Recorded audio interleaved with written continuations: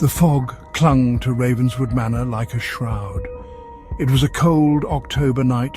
The year was 1947. Detective Evelyn Pierce shivered, pulling her trench coat tighter around her. She had seen enough crime scenes to know that darkness held secrets. But tonight at Ravenswood Manor, the darkness felt different.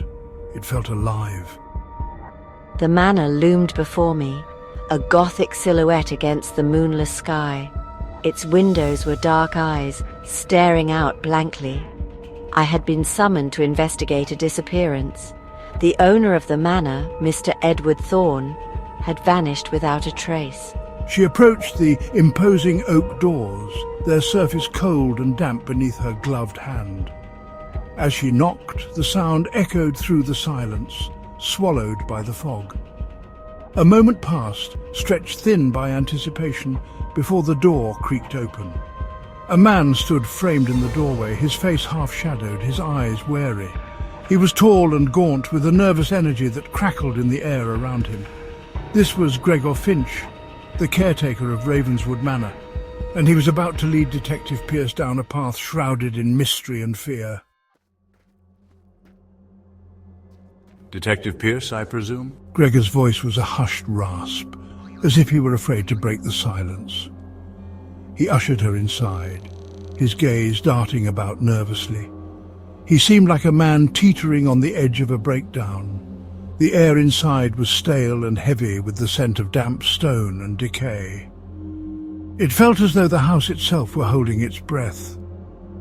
Finch led her through a labyrinthine hallway, his footsteps echoing on the hardwood floor. Mr. Thorne, he's gone, vanished. 3 days ago. I haven't seen or heard from him. Detective Pierce listened intently, her gaze sharp and assessing. Finch's story was disjointed, his words tumbling over each other in a torrent of anxiety. He spoke of strange noises in the night, cold spots, and a feeling of being watched. His fear, she sensed, was genuine. But was he telling her everything? Or was there something more, something darker, lurking beneath the surface of his words? The investigation began in Mr. Thorne's study. The room was in disarray, papers scattered across the desk, an overturned chair lying on its side. It was as if a struggle had taken place, yet there were no signs of forced entry, no indication of what might have transpired. As I examined the room, I felt a cold shiver run down my spine. The air grew heavy, charged with a strange energy that sent goosebumps prickling on my skin. The hairs on the back of my neck stood on end. She moved through the manor with a growing sense of unease.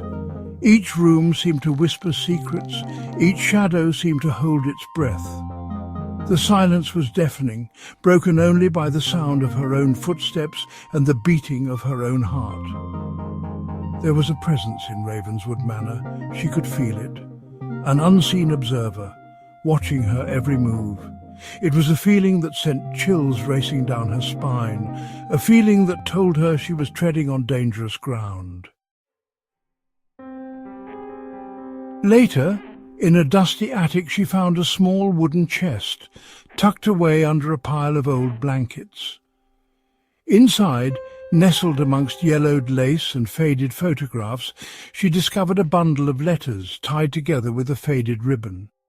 The letters were written in an elegant hand, the ink faded but still legible. They were signed simply Eliza. As I read through the letters, a tragic tale unfolded.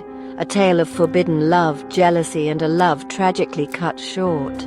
Eliza Ravenswood, the letters revealed, was a young woman who had once been in love with the manor's original owner, a man named Jonathan Ravenswood.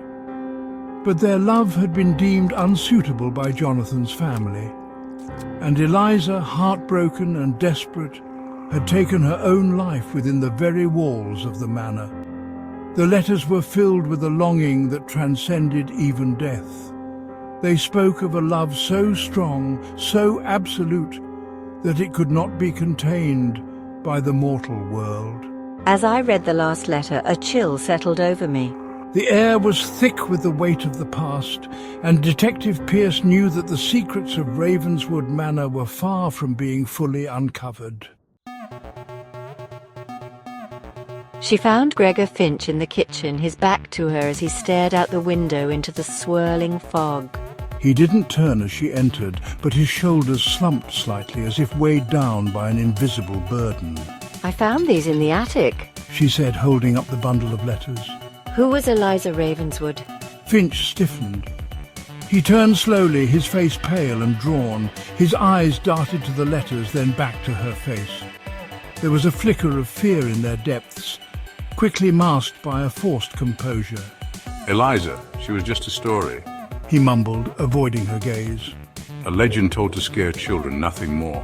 But Detective Pierce saw through his facade. She saw the guilt, the fear, the desperate need to keep the truth buried. It was then she realized that Gregor Finch was not just a terrified caretaker.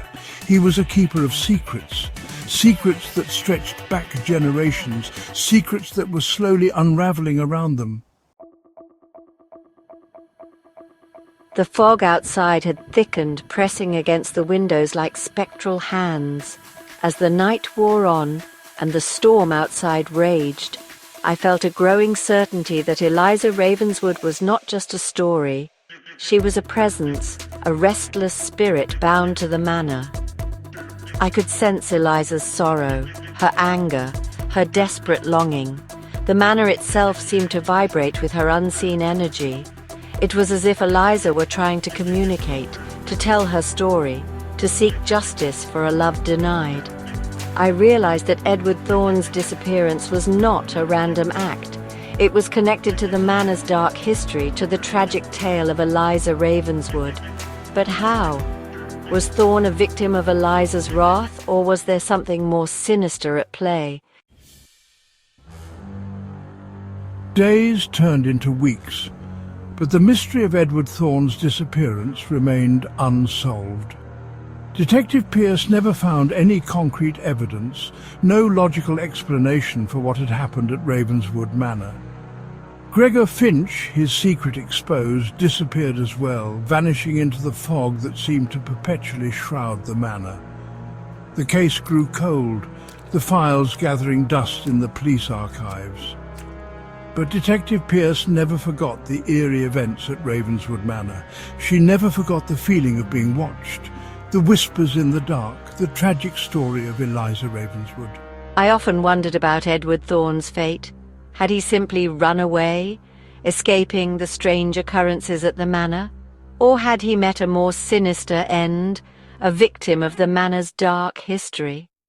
The truth, like the fog that clung to Ravenswood Manor, remained elusive. Ravenswood Manor still stands today, a testament to time and tragedy.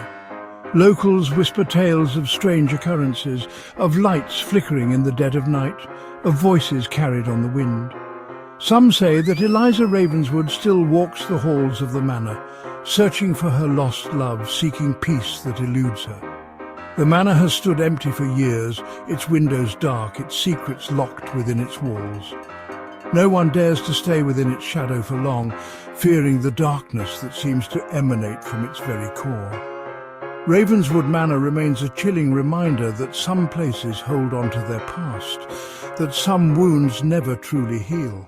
It is a place where the veil between the living and the dead seems thin, where the echoes of tragedy still linger in the air. Now retired, I often sit by my fireplace, sipping tea and contemplating the unsolved mysteries of my career. And I always come back to Ravenswood Manor, to the chilling events that unfolded there. I've come to realize that some mysteries are better left unsolved. Some doors are not meant to be opened. Some truths are too terrible to uncover. The past, like a sleeping beast, is best left undisturbed. I often think of Eliza Ravenswood, trapped in her spectral prison, forever bound to the site of her tragedy. And I hope that one day Eliza will find peace, that her restless spirit will finally be laid to rest. But I know deep down that some wounds run too deep, Some tragedies echo through eternity, and the darkness that haunts Ravenswood Manor will likely remain long after the fog has cleared. And so the story of Ravenswood Manor remains a haunting reminder of the mysteries that lie just beyond our understanding, of the shadows that linger long after the light has faded.